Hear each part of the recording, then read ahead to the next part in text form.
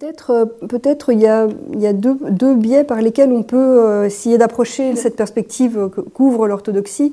D'une part, je dirais, c'est le sentiment, c'est l'accent très concret, très enraciné dans le cycle liturgique, dans le cadre orthodoxe, qui consiste à mettre au premier plan la résurrection, plutôt que simplement la crucifixion.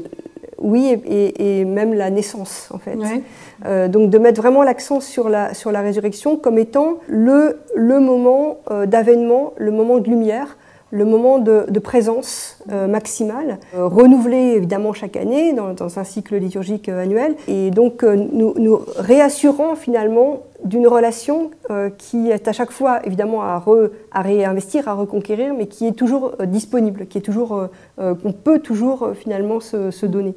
Et donc la résurrection, c'est le moment de présence maximale, c'est le moment d'intensité maximale de présence de Dieu, et qui reste évidemment toujours un mystère, mais qui à chaque fois peut être réinvesti à chaque Pâques. Donc plutôt que de mettre l'accent sur la naissance ou évidemment sur la passion, eh bien on va insister dans le cycle liturgique sur ce moment réitéré finalement chaque année.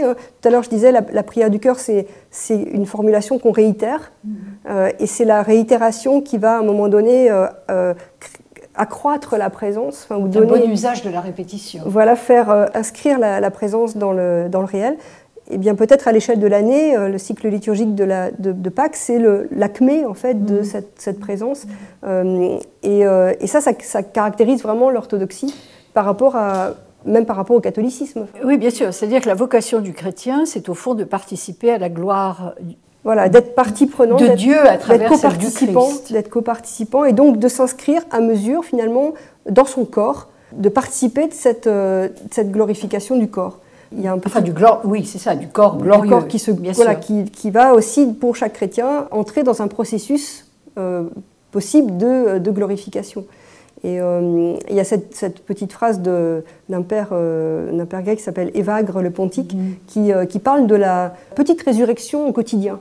Donc de chaque instant comme étant une petite résurrection au quotidien. Chaque instant de présence, chaque instant où on se sent à minima plus présent qu'à un autre, eh bien c'est déjà les arts, les petits arts d'une résurrection à minima, et c'est toujours ça de prix. Donc au fond, il y a une expérience de la résurrection qui n'a pas à attendre la mort, c'est ce qu'on appelle la déification, c'est-à-dire la vocation divino-humaine de l'homme.